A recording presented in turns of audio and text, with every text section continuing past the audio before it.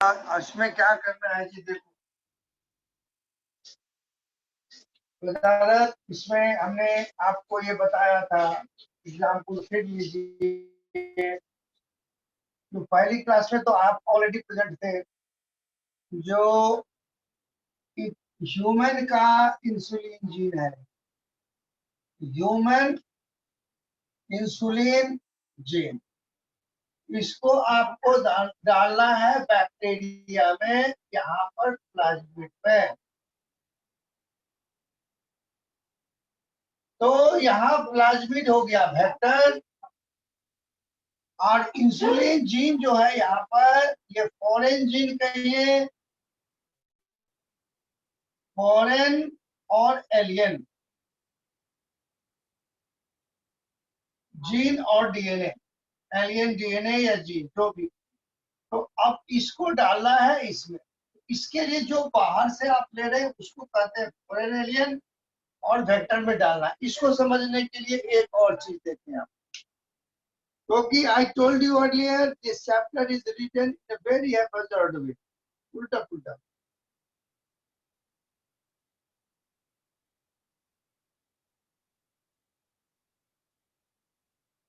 एक minute line में आओ, पहले इसको दिखा दूं।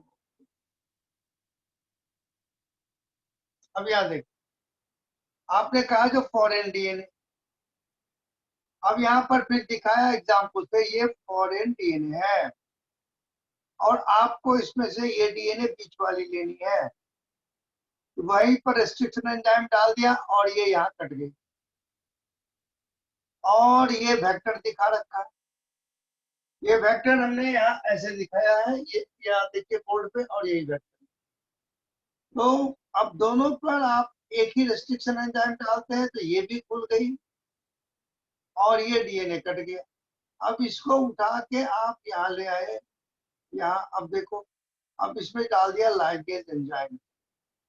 जब लाइगेज एंजाइम डाल दिया, ये पूरा का पूरा क्या हो गया, रिकॉम्बिनेंट डीएनए, और उसके फिर आपने बैक्टीरिया में ट्रांसफर कर दिया। तो एक क्वेश्चन यहाँ से भी हो जाए, क्वेश्चन ये बच्चों की तरह दिखाया है, with help of suitable illustration. अब एलियन डीएनए समझ में आ गई बेचारा।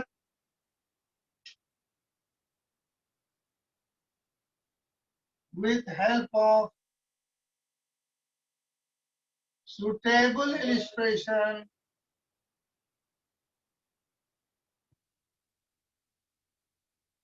show the process of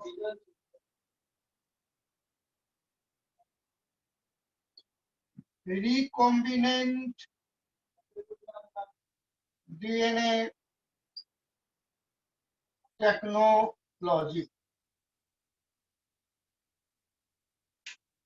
With help of suitable illustration, show the process of recombinant DNA technology. यदि पूछता है तो ये इस तरह की डायग्राम बना लेंगे आप।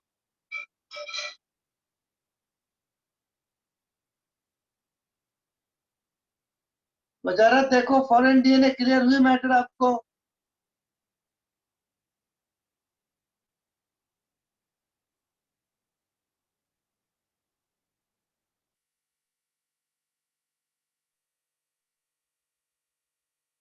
तो यहाँ से यहाँ एक ही बैक्टीरिया, यहाँ पर फिर से देखिए, ये इसमें एक डीएनए ले लिया गया, यहाँ प्लाज्मिड ले लिया गया, यहाँ पर दिया same restriction enzyme cutting foreign DNA, ये कट हो गई, ये कट हो गई, ये डाल दिया, फिर इसे वापस कर दोगे बैक्टीरिया में, और आगे हम लोग पढ़ेंगे, इस बैक्टीरिया को ग्रो कराएंगे, फिर कल्चर मीडिया में आपका जीन प्रोडक्ट मिलेगा। तो अभी तक हमने क्या क्या किया उस पर बात कर लें। ये चीज कर लिया हमने, रेस्ट्रिक्शन एंजाइम, पेलिंड्रोमिक नहीं किया हूँ। अभी अब आता हूँ मैं शुरू में, एक मिनट। अब हम यहाँ से अब बता रहा हूँ, याद है। अब आ जाए अब शुरू से मैं। तो इन फर्स्ट इंट्रोडक्टरी क्लास मुझे कहना पड़ा था, इस प्रोसेस में आपको क्या करना है। तो सबसे पहले आइसोलेशन ऑफ डीएनए है, isolation of DNA.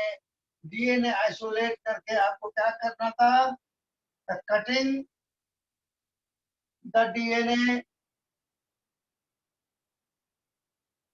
using restriction enzyme। तो प्रेसिजन एंजाइम में हम लोगों ने सारी बातें डिस्कस कर ली। दो एग्जाम्पल पिछली क्लास में हमने 3-4 एग्जाम्पल दिया था रेस्ट्रिक्शन एंजाइम का, और अभी हमने बात कर लिया वेक्टर से, यहाँ तक बात कर लिया जो वेक्टर से how to make recombinant DNA. इतनी बात हमने कर ली। अब हम लोग शुरू से समझ सकते हैं मैटर को और क्वेश्चन बना सकते हैं। अब यहाँ पर देखो, यहाँ से जो इंट्रोडक्शन दे दिया है, पढ़ेंगे आप, जो biotechnology deals with organism, enzyme organism, product, process useful to human. तो इनका काम माइक्रोब्स में भी है, प्लांट में भी है, मेडिसिन में, हर जगह काम पड़ेगा। अब यहाँ से ये कह रहा है जो ओल्ड जैसे कि दूध से दही जमना था या फर्मेंटेशन था, वो भी ओल्ड बायोटेक्नोलॉजी, वो that is old biotechnology. Recent में आप क्या कर रहे हो, तो डीएनए ट्रांसफर कर रहे हैं। अब देखिए लाइन को, in this sense making curd, bread, wine, which are all microspaghetti process। इसमें माइक्रोब से ब्रेड है तो इस्ट डालते हैं। So the form of biotechnology, however, it is used to restricted sense today to refer such as those process which use genetically modified organisms to achieve same on the largest। तो पहले आप microbe जो present है उसको directly use कर रहे थे without any change. अब आप क्या कर रहे हैं, माइक्रोब्स को चेंज कर दे रहे हैं, डीएनए डाल दे रहे हैं। जैसे इकोलाई से इंसुलिन ले रहे हैं, ईस्ट से हेपेटाइटिस बी वैक्सीन ले रहे हैं। तो अब ये टेक्नोलॉजी यहाँ पर बढ़ गई। अब ये जो कह रहा है टेस्ट ट्यूब बेबी, ऐसा ये सारे all are a part of biotech. अब यहाँ से आप क्वेश्चन बनाए, यहाँ क्वेश्चन लिखिए, एक्सपैंड ईएफबी। अब बायोटेक्नोलॉजी को डिफरेंट ऑर्गेनाइजेशन ने डिफरेंट तरीके से एक्सप्लेन किया है। अब लिखोगे expand EFB, European Federation of Biotechnology, वहीं पर लिख देंगे। क्वेश्चन नंबर 2, एक्सप्लेन बायोटेक्नोलॉजी इन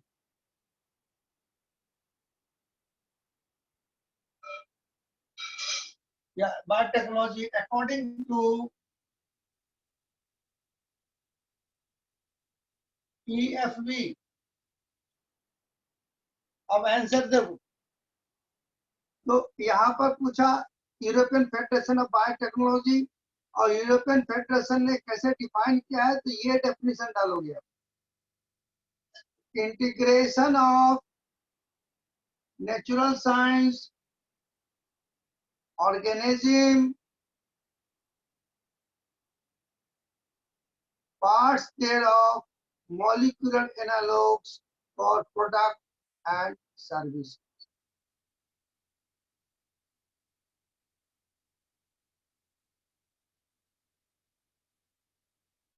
अब यहाँ पर आ गया what is principle of biotech. एक क्वेश्चन बना दैट वे, आप हम लोग इसको डिस्कस कर चुके हैं, फिर भी आप what is the principle of biotech. तो प्रिंसिपल में क्या हो गया, एक डीएनए को दूसरे से जोड़ना है आपको।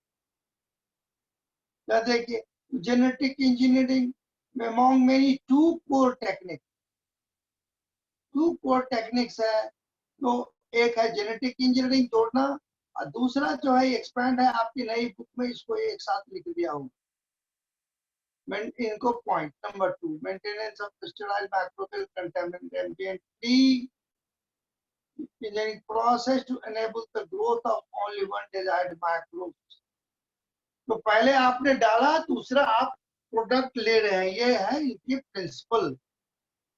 अब यहाँ देखो इस चीज को हम समझाने के बाद हम लोग लाइन पे आ गए। अब ये इंट्रोडक्शन में कहना चाह रहा हूं जो अब यहाँ देखिए, you probably appreciate advantage of sexual reproduction over asexual reproduction। अब ये कहाँ से मैटर शुरू किया? तो एसेक्सुअल पहले कह रहा है जो भैया सेक्सुअल रिप्रोडक्शन एडवांस है बाय एसेक्सुअल। एसेक्सुअल में क्या होता है, जेनेटिकली एक जो है डिवाइड कर रहे हैं डिफरेंट फॉर्म में, तो यहाँ पर जेनेटिकल इंफॉर्मेशन प्रिजर्व रहता है। बट इन सेक्सुअल रिप्रोडक्शन में क्या होती है, यहाँ वेरिएशन आती है। अब यहाँ से इंट्रोडक्शन शुरू किया है जो एसेक्सुअल में जेनेटिक इंफॉर्मेशन प्रिजर्व होता है, सेक्सुअल में वेरिएशन।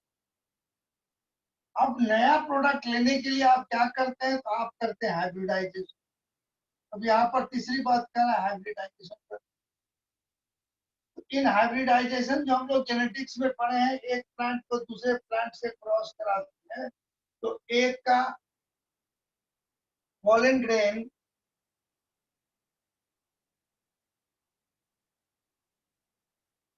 एक पूरा का पूरा पॉलन ग्रेन आप इस पे डाल, तो you are adding total gene. मान लो ये पी है तो पी में 2n इक्वल टू 14 होता है, तो 7 इसमें भी है 7 इसमें भी है, टोटल 4n क्रोमोसोम आप डालते हैं। That is the normal hybridisation. Hybridisation. लेकिन यदि हम चाहते हैं ना भैया पूरा ना डालें, हम स्पेसिफिक ही जीन डालें, इसमें बड़ा फ्रूट होता है सिर्फ उसका जीन डालें, तो हमको जाना पड़ेगा बायोटेक्नोलॉजी में। तो बायोटेक्नोलॉजी में आप क्या करते हो, तो ओनली स्पेसिफिक डीएनए डालते हैं। तो ये that is the introductory part. Question तो हमारा बनेगा कहीं से, तो इसलिए इनको रीडिंग कर लें। जो अब यहाँ पर देखो क्या क्या, you probably appreciate advantage of sexual reproduction over asexual. The former provides opportunity of variation. तो सेक्सुअल में वेरिएशन आती है, formulation unique genetic setup which may be beneficial for the organism, the population। और asexual reproduction preserves genetic information। ये underline कर दो, यानी यहाँ चेंज नहीं आती। Asexual reproduction preserves genetic information without sexual variation। Then they are asking traditional hybridization। by traditional hybridization जो आप जेनेटिक्स में पढ़े हैं चैप्टर नंबर 5 में मेंडलिज्म में, produces used plant and animal breeding often lead to the inclusion of multiplication of undesirable gene along with the right gene। तो यहाँ एक क्वेश्चन बनेगी, what is the drawback of traditional hybridization?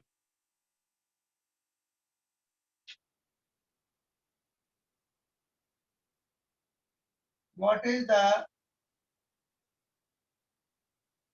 drawback of traditional hybridization? Two marks question।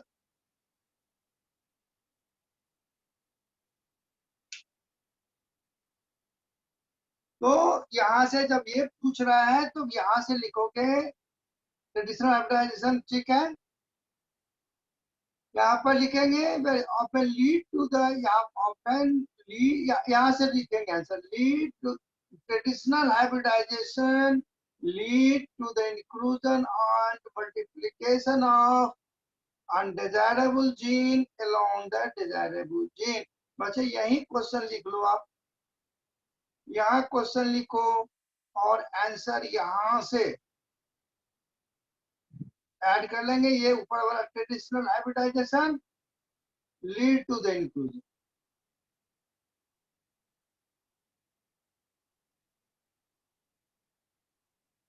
तो इसको overcome करने के लिए आप क्या करते हैं, तो रिकॉम्बिनेंट डीएनए टेक्नोलॉजी करते हैं। The techniques of genetic engineering include creation of recombinant DNA. अभी आपको बता दिया, यहाँ पर एक क्वेश्चन बना दो, define recombinant DNA and gene cloning.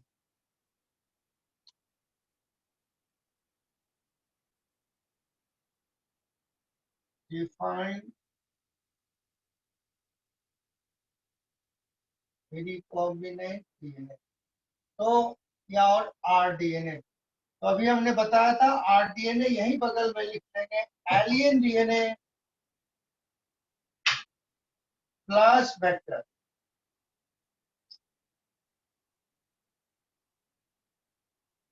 तो अब यहाँ इंट्रोडक्शन अब शुरू किया, इन्होंने फर्स्ट आपको बताया जो ये सेक्सुअल रिप्रोडक्शन जो है इसमें कोई जेनेटिक चेंज नहीं होती है, प्रिजर्व से सेक्सुअल में चेंज आती है, ठीक है। ट्रेडिशनल हाइब्रिडाइजेशन में डिजायर्ड के साथ साथ अनडिजायर्ड भी हम लेते हैं। उसको ओवरकम करने के लिए आपने क्या क्या biotechnology, recombinant DNA technology use to. अब इसमें what is gene cloning and gene transfer. इसमें क्या करते हैं, जीन क्लोनिंग जीन ट्रांसफर, यानी जो इसमें जीन क्लोन करना।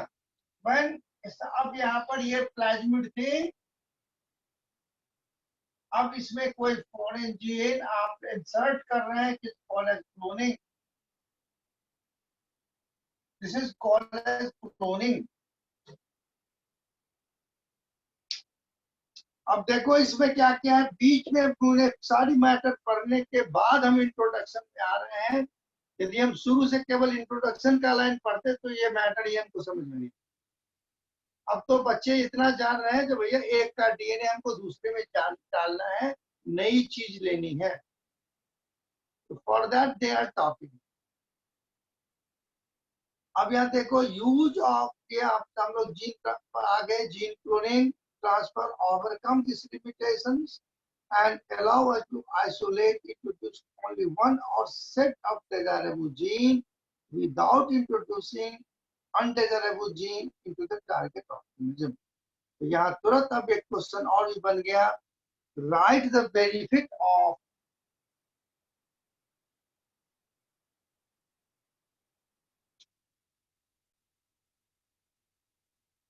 Right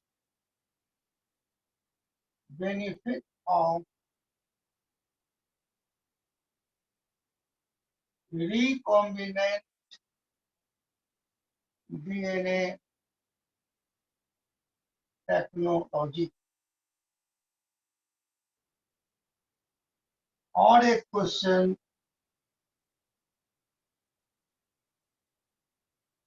how recombinant DNA technology is superior than normal hybridization। दोनों क्वेश्चन लिख के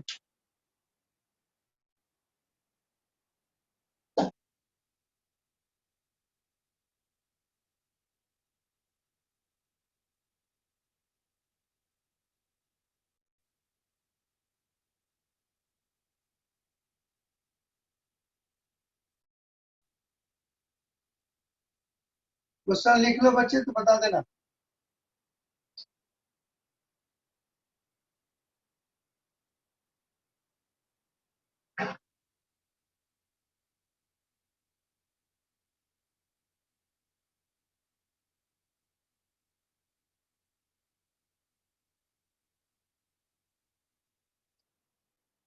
डन, इनसा याद देखो फिर। तो यदि दूसरा जो क्वेश्चन है, how the recombinant DNA technology superior than the normal hybridisation.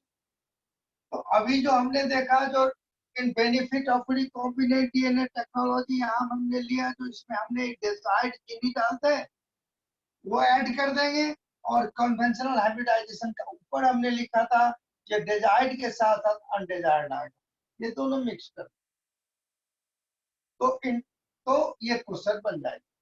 तो इंट्रोडक्टरी पार्ट से भी क्वेश्चन बनते, समझ भी रहे हैं, क्वेश्चन भी। अब यहाँ से देखो, isolation introduce only a set of desired gene without introducing undesired gene। तो ये हो गया इसका बेनिफिट। अब ये प्रोसेस की बात करेगा, ओरिजिन ऑफ रेप्लिकेशन, फिर आपको रिकॉल कराऊंगा। कोई बच्चे बताएंगे ओरिजिन ऑफ रेप्लिकेशन हम लोग कहाँ पढ़े हैं?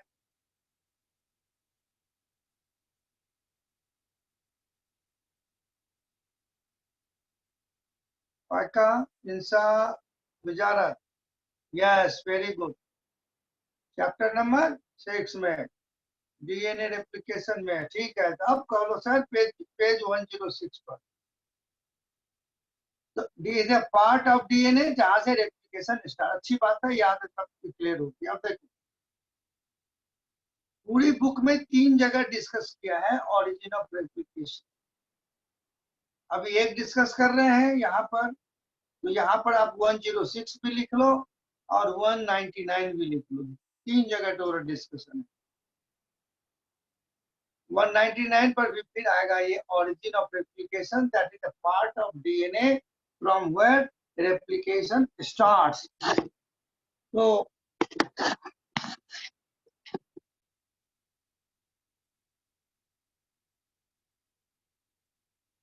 अब ये कह रहा है यहाँ पर थोड़ा सा इंफेसिस देगा, फिर ओरिजिन ऑफ रेप्लिकेशन, मैंने आपने मान लो अपना डीएनए इसमें डाल दिया, लेकिन ये डबलिंग होगी तब ना। तो यहाँ पर जो स्पेसिफिक साइड मान लो origin, origin is a segment of DNA जहां से डबलिंग स्टार्ट होना है, ये डबल हो रहा है, तो वो सिर्फ और सिर्फ यहाँ से स्टार्ट होगा, ये नहीं रहेगा। आपने रिकॉम्बिनेंट बना भी दिया तो कोई फायदा नहीं। चलिए अब आगे लाइन देखते हैं क्या कह रहा है इंट्रोडक्शन।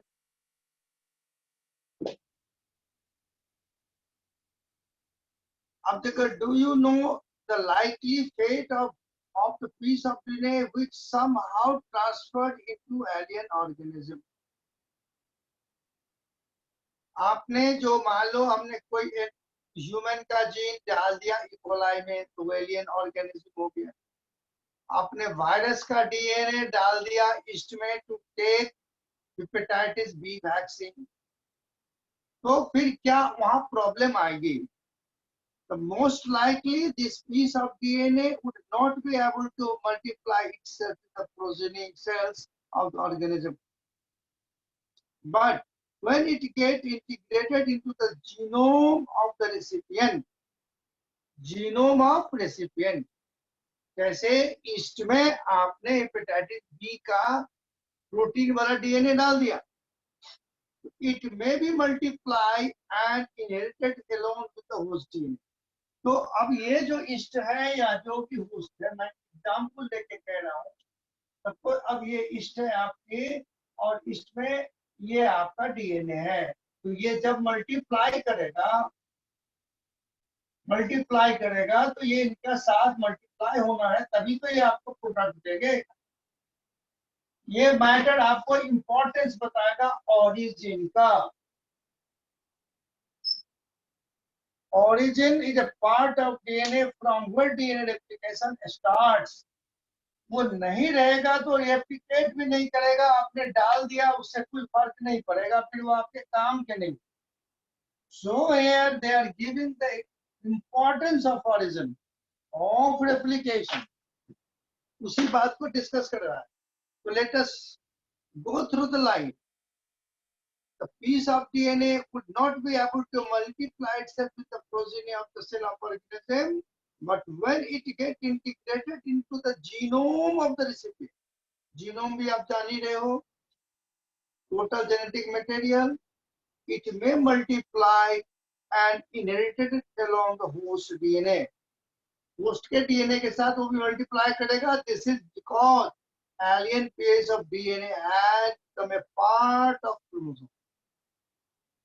फॉरेन डीएनए आपने डाल दिया, वो उनका जीन बन गया। It has ability to replicate the chromosome. There is a specific DNA sequence called origin of replication which is responsible for initiation of replication। अब यहाँ क्वेश्चन बन गया, write the function of origin of replication, write the function या importance of origin of replication. Answer is here, it is responsible for initiation of replication. Therefore, the multiplication of alien DNA of an organism is needs to be part of chromosomes which has a specific sequence known as origin of replication. Thus, an alien DNA is linked with the origin of replication so that the alien DNA can multiplicate and multiply itself in the host genome. This is called as cloning or making multiple identical copy of template DNA. Clear हो गई matter. अब यहाँ पर दूसरी बात आई. अब ये हरकत सबसे पहले किन्होंने किया? डीएनएस. इस तरह का काम जो हेरा बी है वो उनकी कहानी कहाँ से स्टार्ट होती है. अब यहाँ पर देखिए, सबसे पहले हमने आपने देखा जो इन 1963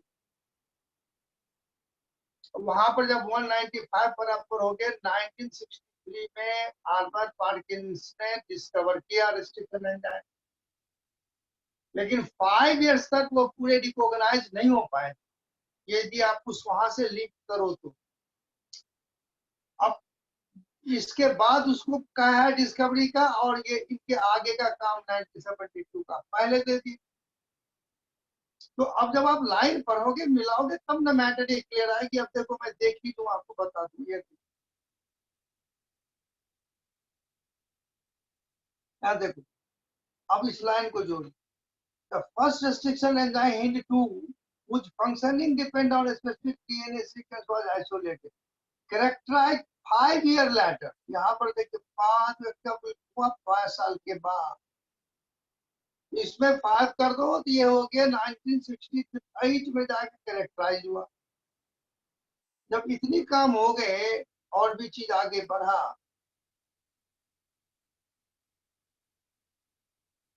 तो 1963 में डिस्कवर किया, 5 साल के बाद ये कैरेक्टराइज हो रहा है 1960, 68, और इस बीच में भी काफी काम चला. और 1972 में क्या हुआ इसको. अब यहाँ पर इन्होंने जो फर्स्ट रिकॉम्बिनेंट बनाया, पहले रिस्ट्रिक्शन एंजाइम डिस्कवर हो चुकी, तो भैया ठीक है ये कट करता है, तब इसको हम अब कैसे यूज करें, कट पेस्ट कैसे करें. तो कट पेस्ट का काम जो फर्स्ट स्टार्ट किया वो बोयर एंड कोहेन ने. ये देखिए कोहेन एंड बोयर. आपको बार बार रिपीट कर रहा हूं ना, ये बुक ये चैप्टर जो है बायोटेक्नोलॉजी के इतनी आगे पीछे लिखे हुआ है, बहुत सिंपल इंटरेस्टिंग चीज है. अब आप शुरू से एक ही बार क्यों नहीं स्टार्ट किया कि भैया यहाँ डिस्कवरी हुई, 5 साल तक डिस्कवर नहीं हुआ, इस बीच में ये हुआ. उसके बाद इन्होंने 1972 में बनाया. अब 72 की डिस्क्रिप्शन कह रहे हो आप, बाद में कह रहे हो जब ये डिस्कवर हो रहा है, तो बच्चा कैसे जोड़ेगा. अब देखो इन्होंने क्या हरकत कर डाली, कोहेन एंड कोहेन. इन्होंने क्या किया, तो तब देखिए फर्स्ट कुछ क्वेश्चन मैं बाद में बनाऊंगा, आप इसको समझिए. A first recombinant DNA emerged from the fossil linking the gene including antibiotic resistant gene. ऐसा जीन जिस पर एंटीबायोटिक का इफेक्ट नहीं होता है, वो किसका, और इस सैल्मोनेला टाइफूमिडियम का ट्रांसफर किया. तो किस में किया ये नहीं लिखा इसने. तो सैल्मोनेला टाइफूमिडियम से इन्होंने जीन ट्रांसफर किया इकोलाई, यानी कट पेस्ट का काम स्टार्ट हो गया. तो अब क्वेश्चन मान लो बनती है, तो who first done the recombinant made the recombinant DNA, तो ये होगा कोहेन एंड बोयर 1972 में. कौन सा जीन, तो drug resistant gene of Salmonella typhimurium into E. coli. The isolation of antibiotic resistance is cutting into pieces from the plasmid, which was responsible for conferring antibiotic resistance.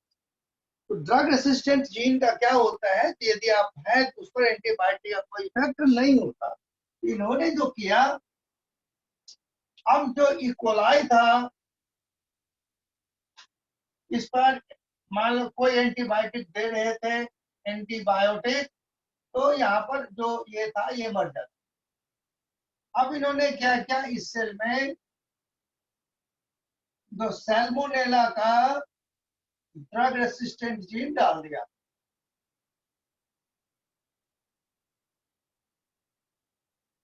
इसमें डाल दिया, तब यदि इसमें एंटीबायोटिक पे ग्रो करके ये फर्स्ट टाइम किसी ने जीन किसी का डाला था, ये बात ये कह रहा है। तो यहाँ पर एक क्वेश्चन बन जाएगी, write the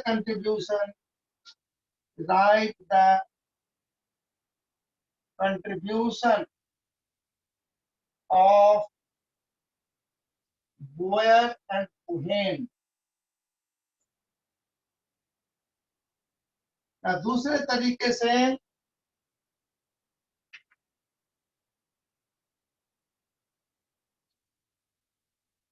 who first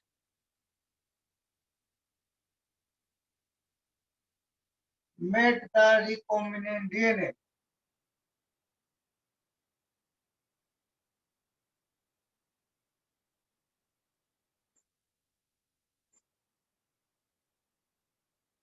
Which gene was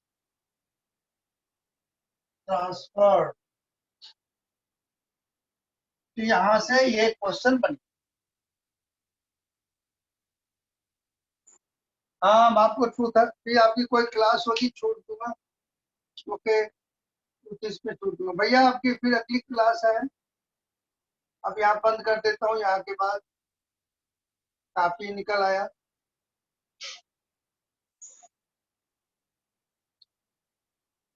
तो वहां से मैसेज आ रही है। ठीक है बच्चे, यहीं तक खत्म करो, बाय।